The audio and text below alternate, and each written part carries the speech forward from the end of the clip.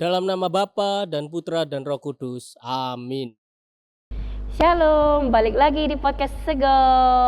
Masih bersama narasumber Romo Joko. Halo. Supaya kangennya terobati lebih banyak gitu loh ya. Kembali lagi sama Romo Joko.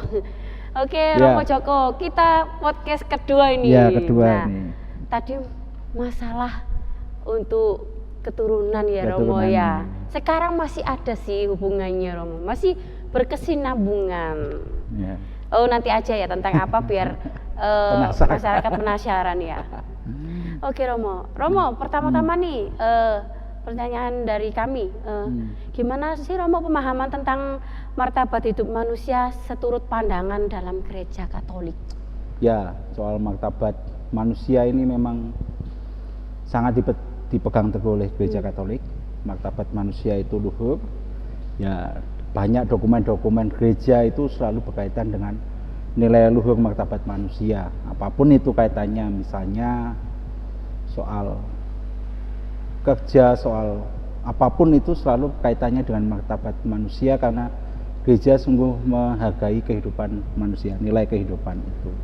Dasarnya ya manusia adalah ciptaan Allah itu. Nah, manusia adalah ciptaan Allah.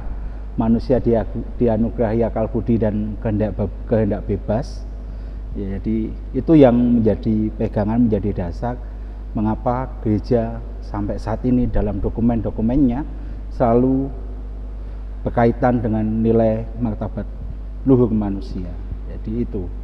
Jadi mau apapun itu selalu ada soal martabat manusia ini yang menjadi poin khusus yang ditekankan, yang ya karena gereja ingin menghargai kehidupan manusia itu, nilai-nilai kehidupan manusia itu, maka sangat dipegang teguh dan selalu menjadi concern yang utama dalam ajaran-ajarannya itu, yang harus ditekankan kepada umat supaya menghargai kehidupan ini.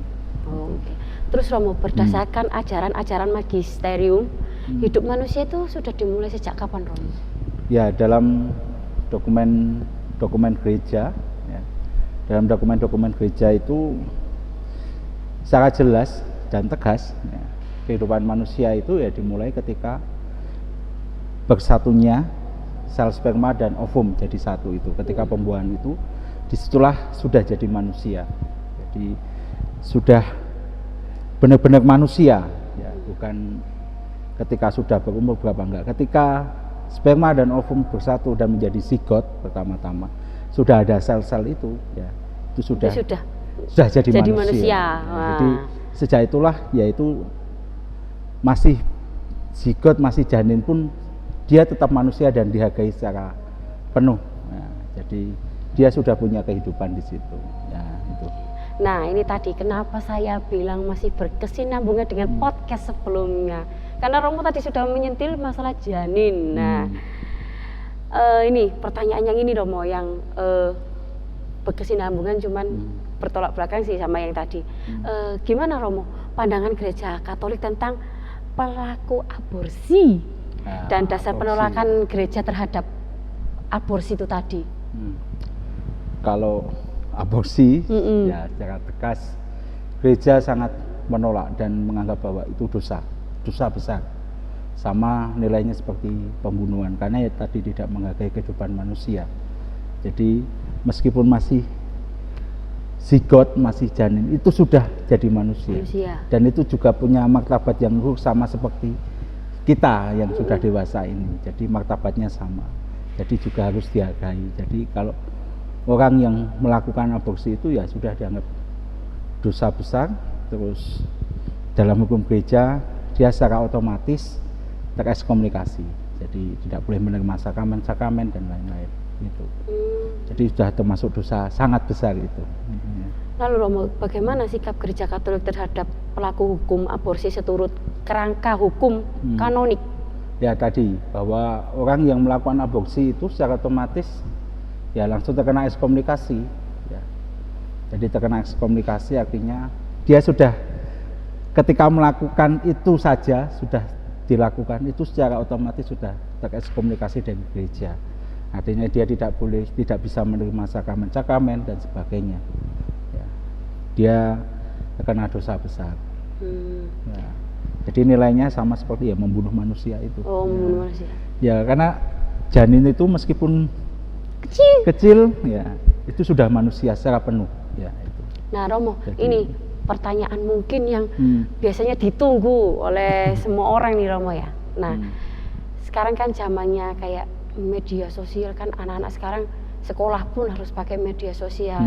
Jadi tidak memungkiri kan anak-anak juga sudah terkontaminasi dengan hal-hal yang berbau seksual ya, gitu kan Romo ya. Nah kebanyakan nih kita lihat di berita-berita juga nih anak-anak yang masih sekolah melakukan hubungan seksual hingga mengandung lah ya. Romo. Jadi nah kalau kayak gitu Romo, kadang itu kan orang tua itu dihadapkan dengan pilihan yang sulit ya Romo ya.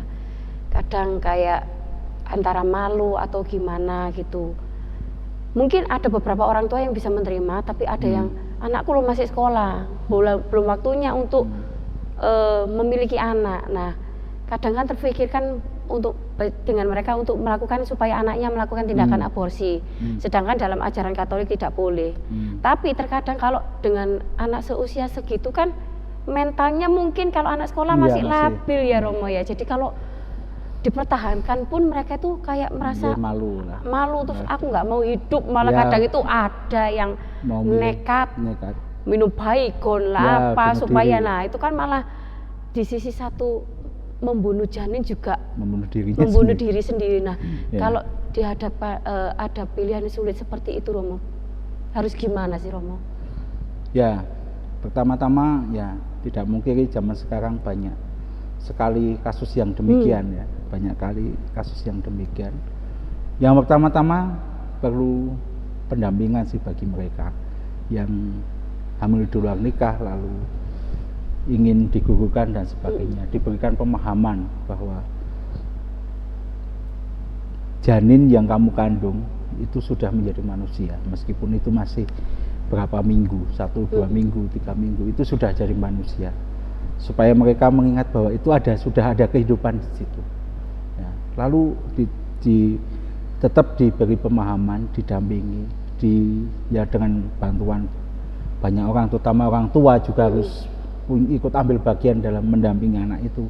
Bukan malah nanti memprovokasi ya, bukan memprovokasi, gugurno dan sebagainya, itu sangat tidak baik. Jadi peran orang tua untuk mendampingi, lalu mungkin bantuan dari psikolog untuk mendampingi supaya tetap merawat janin yang ada di kandungannya itu sampai lahir.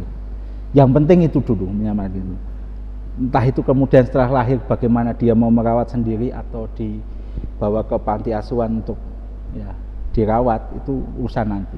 Yang penting diingatkan bahwa yang ada di dalam kandungannya itu sudah ada kehidupan, supaya dia juga menghargai nilai kehidupan yang ada dalam janin dalam kandungannya itu. Jadi supaya ya perlu memang pendampingan banyak pihak supaya dan terus ditemani supaya dia tidak memilih tindakan-tindakan yang membahayakan dirinya ya, jadi itu.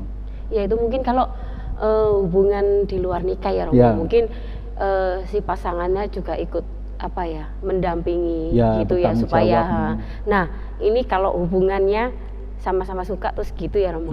Tapi kalau ini Romo, yang paling susah itu kalau maaf Romo, korban pemerkosaan. Nah itu kan mungkin bukan anak sekolah ya, orang besar pun mentalnya pasti kacau Romo kalau yang dihadapkan dengan hal seperti itu. Nah kalau kayak gitu gimana Romo? Karena kalau korban-korban seperti itu tuh biasanya itu lebih rentan terhadap bunuh diri.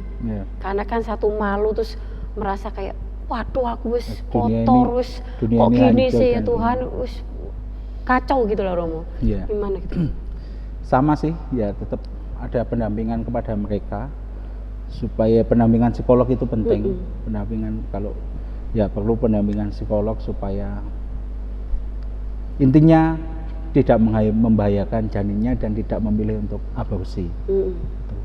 Tetap dikandung, entah kemudian nanti ketika anak itu lahir dia mau merawat kalau dia mungkin masih malu dan sebagainya ya, di gereja Katolik banyak lembaga-lembaga panti asuhan yang mau menerima ya bayi-bayi ya korban perkosaan, terus bayi-bayi yang mungkin orang tuanya tidak sanggup merawat, banyak panti asuhan yang menerima mereka. Jadi itu perlu dipahami dulu, disadari bahwa Gereja Katolik punya lembaga panti asuhan untuk merawat mereka, supaya tadi kesadaran itu perlu dibangun supaya pilihan aborsi itu tidak menjadi pilihan yang utama dan pertama ketika dia menghadapi itu. Karena itu sebuah kehidupan ya Romo ya. Ya, sama itu. aja kan kita benar-benar bunuh apa yang diberikan sama Tuhan ya, gitu. Itu. Jadi dan juga banyak mungkin sekarang fenomena pro-life dan pro-choice. Ya, itu kalau pro-life itu ya mendukung kehidupan itu. Ya. Oh iya. Usaha mendukung, ya itu banyak di Barat itu sekarang gencar misalnya pro-choice. Jadi ya ini tubuhku bebas ya, bagi kaum perempuan seperti itu. Ini tubuhku, aku bebas. Aku mau menggugurkan anakku, oke, mau nganu ya oke, bebas terserah aku. Jadi mereka mendukung adanya aborsi karena itu. Karena ya ini tubuhku, ini aku yang kumiliki, ya bebas aku dengan apa, yaitu argumen dari pro-choice. Padahal ya kalau mengontek argumen itu ada argumen yang lain bahwa apa yang ada dalam rahimmu itu sudah ada kehidupan. Janin yang ada dalam kandungan dalam rahim itu sudah ada kehidupan. Jadi perlu dan sadar itu bahwa apa yang kamu lakukan itu ya sifatnya membunuh. Ya, jadi yang perlu dihindari ada sifat-sifat abortif seperti itu, yang pokoknya membunuh ya, itu pro-choice itu. Jadi yang kalau pro-life yaitu yang mendukung adanya kehidupan. Jadi dipertahankan sungguh apa yang ada dalam ya merawat janin yang ada di kandungannya dan sebagainya sampai lahir, pokoknya mendukung adanya kehidupan ya. Sedangkan yang pro-choice ini yang menolak adanya kehidupan. Ya, jadi bagi mereka ya bebas, ini tubuhku ya, kamu nggak bisa ngapa-ngapain orang yang di luar diriku, tergantung aku mau aborsi terserah aku. Nah, kalau aku menolaknya aku bebas, tidak dosa, tidak salah. Itu argumen dari mereka. Tetapi dalam pandangan Gereja Katolik yang jelas-jelas pro-life, yaitu yang harus dipahami, didukung, diberikan pengertian kepada orang itu. Ya, kalau memang nanti tidak mau merawat, banyak lembaga panti asuhan yang mau menampung, yang mau merawat anak-anak itu. Banyak sekali di Gereja Katolik itu. Jadi lebih baik kalau ya mungkin dipertahankan, gimana kita orang terdekatnya itu kayak memberi dukungan penuh kepada dia supaya nggak melakukan hal-hal yang mungkin membahayakan baik untuk janinnya atau dirinya sendiri. Jadi terus dikontrol, ditemani supaya kadang kalau kita jangan sampai ketika kita lengang malah dia berbuat sesuatu, misalnya bunuh diri dan sebagainya.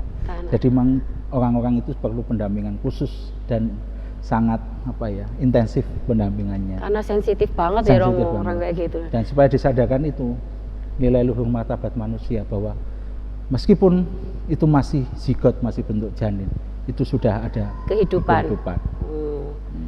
Oke Romo, tapi Romo dalam pemerintahan Indonesia itu kalau nggak salah itu melegalkan tindakan aborsi dengan alasan kesehatan reproduksi.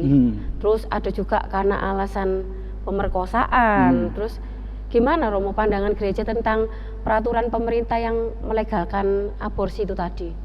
Ya, kalau dalam sedikit saya membaca peraturan pemerintah itu, jadi di situ tertuang tindakan aborsi itu dipilih kalau sudah ada pendampingan psikologis, bahwa dirasa nanti bayinya cacat atau ini mengganggu mental seorang perempuan ini, ibu ini, ya itu bisa diaborsi karena ada ya dilema-dilema itu. Akhirnya psikolog bisa disarankan untuk ya nggak apa-apa aborsi ya.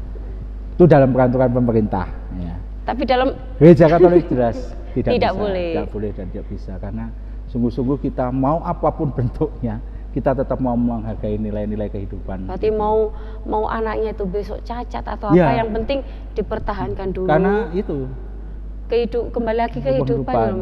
Allah menciptakan itu baik adanya. Ya.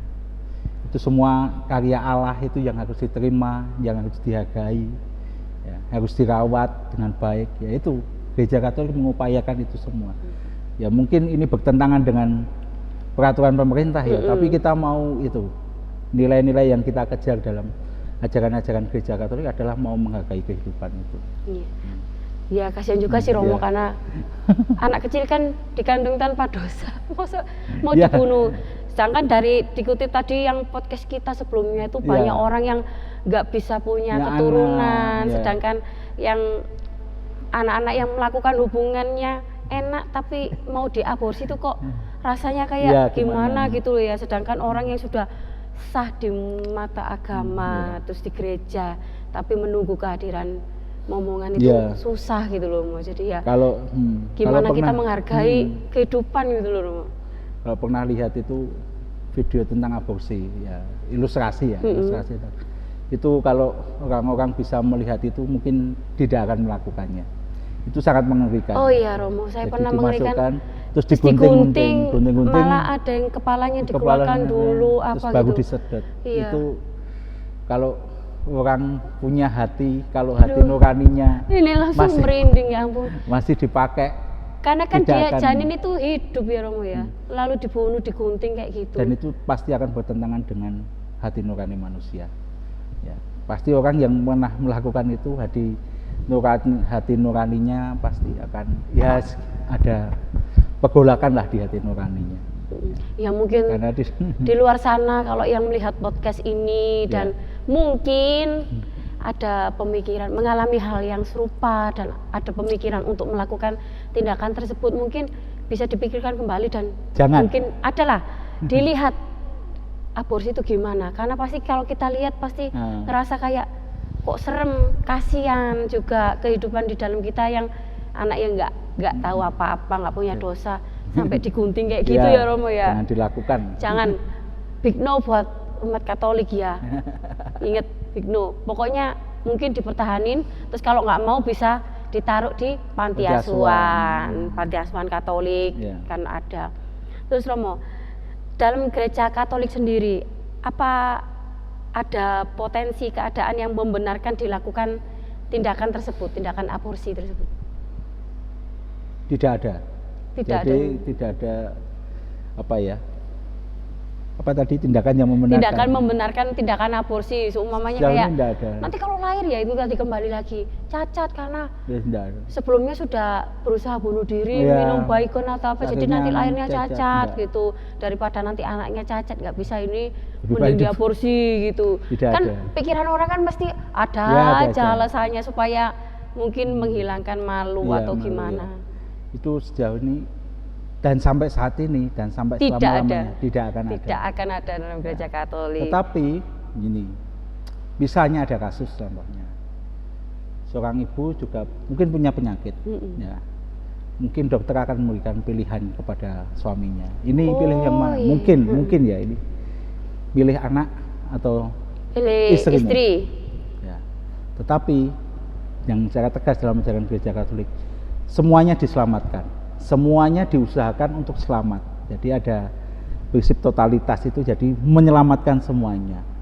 Tapi nanti kalau dalam pengobatan, dalam tindakan medis yang dilakukan ternyata yang satu meninggal, entah istri atau anaknya, lah itu bukan tindakan aborsi itu, yaitu prinsip dalam bioetika namanya double effect.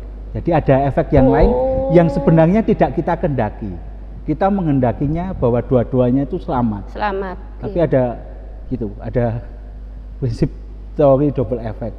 Ya ada efek lain yang ditimbulkan dari tindakan medis ini yang sebenarnya tidak ada kehendak atau keinginan dari tenaga medis untuk melakukannya. Berarti itu ya Romo ya. Beda itu dengan yang aborsi karena kan aborsi. Dia karena penyakit. Jadi kan tiba-tiba yang ketika ada pengobatan itu anaknya yang meninggal, ya itu bukan tindakan aborsi. Ya pasti kan kadang dokter kan karena ini umpamanya kanker pada saat melahirkan. Jadi kan orang pasti kan orang bingung mau milih yang mana. Istri Prinsipnya juga adalah, penting, anak juga penting. Nah, prinsipnya selamatkan dua-duanya. Nanti diusahakan semuanya selamat. Ya, entah di akhir nanti entah Tuhan Tuhan menyelamatkan dua-duanya atau salah satu, itu kita terima di luar kuasa, kita. Pokoknya itu kuasa Tuhan ya. Oke. Oke Romo, terakhir pesan-pesan buat umat Katolik, khususnya mungkin anak-anak muda zaman sekarang itu yang suka test drive duluan itu Romo. Ya, pesan terutama untuk orang muda Katolik. Jadi pacaranlah secara sehat. Jangan lakukan hubungan seksual di luar pernikahan. Ya, jadi jangan coba-coba dulu. Ya, takutnya terjadi dan Anda memilih tindakan aborsi seperti ini. Jadi pacaranlah secara sehat. Yang penting adalah dalam pacaran itu mengenal pasanganmu, ya bagaimana kebaikan, mungkin kekurangannya dia, mengenal secara lebih mendalam pribadinya dia. Itu yang lebih penting daripada kamu melakukan hal-hal tadi test drive katanya ada. Betul. Jadi yang penting adalah pacaran secara sehat supaya nanti ketika sungguh menjadi kalian maju di depan altar Tuhan mengikatkan janji dalam sakramen perkawinan itu lebih kusuk, lebih lebih luhur dan lebih mengena nanti. Jadi itu. Jadi sejatinya cinta itu tidak melulu harus hubungan seksual ya Mo ya. Nanti kalau sudah di depan altar, sudah nikah, disaksikan Tuhan, ya, sudah disahkan Romo. Jadi ungkapkan itu nanti kemudian setelah kalian nikah. Jadi ketika pacaranlah secara sehat. Itu saja pesan dari saya. Mungkin teman-teman anak muda yang pengen tanya-tanya kayak gitu, terus apa bisa nanti DM Romo Joko ya Romo ya Bu ya Romo ya. Nanti ada di sini. Oke Romo, terima kasih banyak Romo sama-sama, atas Del. waktunya, sudah dikasih ilmu yang banyak sekali, mulai dari podcast yang pertama tadi tentang apa tadi Romo? Tentang kontrasepsi dan sekarang tentang aborsi. Nah, mungkin umat dari Paroki Santa Monica sudah rindunya sudah terobati dengan Romo Joko nih. Nah, mungkin kalau masih rindu bisa datang ke Paroki Kristus Raja Ngrambe. Oke, terima kasih semuanya. Jangan lupa terus ditonton channel kita Podcast Sego dan ditunggu terus. Jangan lupa share, like, komen, dan subscribe. Pokoknya di-share yang banyak supaya yang penontonnya semakin paham ajaran kekayaan ajaran Gereja Katolik. Jadi nggak kebablasan kayak melakukan tadi aborsi atau pakai alat kontrasepsi apalah itu ya pokoknya. Jadi ilmunya makin banyak nanti. Oke. Monggo Romo bisa ditutup. Ya, kita tutup podcast ini dengan tanda kemenangan Kristus dalam nama Bapa, Putra dan Roh Kudus. Amin.